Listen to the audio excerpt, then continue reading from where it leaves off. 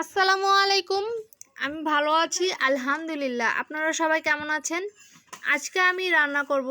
আমি পোলাও রান্না করেছিলাম 1 কেজি চালের, কিন্তু কোনো কেউ খায়নি সেই পোলাওটা। আমার ছেলে না, মেয়ে না, আমার হাজব্যান্ড না, কেউ না।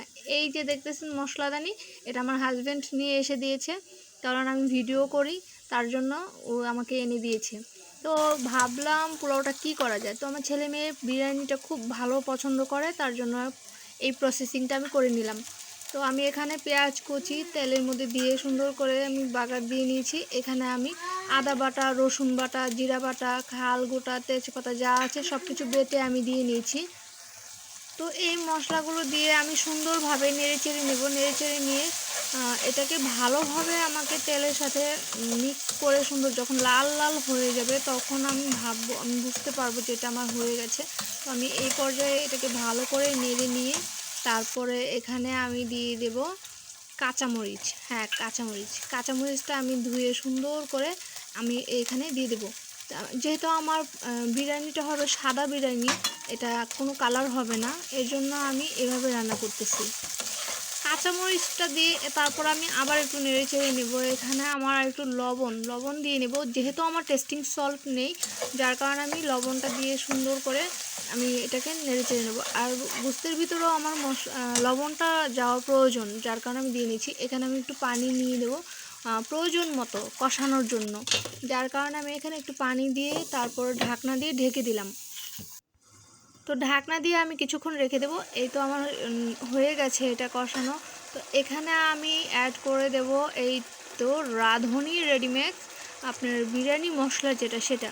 তো বিরিয়ানি মশলাটা যেহেতু আমার পোলাও কিছুটা খেয়েছিলাম, 1 কেজি চাল পুরোপুরি নেই, তার কারণে আমি বিরিয়ানি মশলাটা অর্ধেকটা দিয়েছি।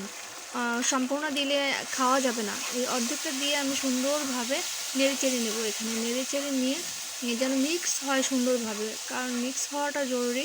প্রত্যেকটা মশলা যত নাড়বেন চাড়বেন, যতটা কষানো হবে ততটা খেতে স্বাদ লাগবে। তো এ পর্যায়ে আমি গোস্তগুলো দিয়ে দিয়েছি। গোস্তগুলো দিয়ে সুন্দর করে নেড়ে চেড়ে আমি এখানে রেডি করে নিচ্ছি। তারপর আমি আবার এখানে একটু ঢাকনা দিয়ে ঢেকে দেবো। ঢাকনা দিয়ে ঢেকে দেওয়ার পর তারপর যখন আবার আমি বুঝতে পারবো যে এটা কষানো হয়ে গেছে, তখন আমি আবার এটাকে উঠিয়ে নেবো। ঢাকনাটাকে উঠিয়ে আবার একটু নেড়ে চেড়ে দিচ্ছি। এপিট উপিট করে নিলে আমার মুরগির গোস্তটা সুন্দরভাবে হয়ে যাবে। যেহেতু আমার লিকুইড দুধটা নেই, তার জন্য আমি গুঁড়া দুধটা ব্যবহার করেছি। এখানে 2 চামচ দিয়েছি, বেশি না। 2 চামচ গুঁড়া দুধ দিয়ে আমি আবারও একটু নেড়ে চেড়ে নিচ্ছি। যেহেতু লিকুইডভাবে দিচ্ছি না, এটা ভালোভাবে মিক্স হতে হবে। তারপর আবার একটু ঢাকনাটা দিয়ে আমি ঢেকে নিচ্ছি। তো এ পর্যায়ে আমার এই তো দেখতে পারতেছেন কি সুন্দর একটা কালার এসে গেছে গোস্তটার ভিতরে। তো আমি এইখানে সেই তো যে পোলাওটা রান্না করেছিলাম, সেই পোলাওটা আমি এই গোস্তের মধ্যে দিয়ে দিচ্ছি। দিয়ে দেওয়ার পরে এটাকে ভালো করে নেড়ে চেড়ে নিয়ে আমি এটাকে দমে রাখবো। মিক্স করে তারপর দমে রাখবো একটু ঢাকনা দিয়ে। তারপরে এখানে আমার পোলাও রেডি। সরি, পোলাও না, বিরিয়ানিটা রেডি। আমার ছেলেটা খুব মজা করে খাচ্ছে, দেখেন। এটা খাবে, পোলাওটা খায়নি, বাট আমার এই যে বিরিয়ানিটা রান্না করেছি এটা যে খাচ্ছে, তো আমার কষ্টটা সার্থক হয়ে গেছে। এ দেখেন কি সুন্দর একটা হাসি দিল। হাসি দিচ্ছে, তো খাচ্ছে, খুবই মজা করে খাচ্ছে। মেয়েটাও খাচ্ছে, কার্টুন দেখতেছে আর খাচ্ছে। মনটা শান্তি হয়ে গেল। আসসালামু আলাইকুম।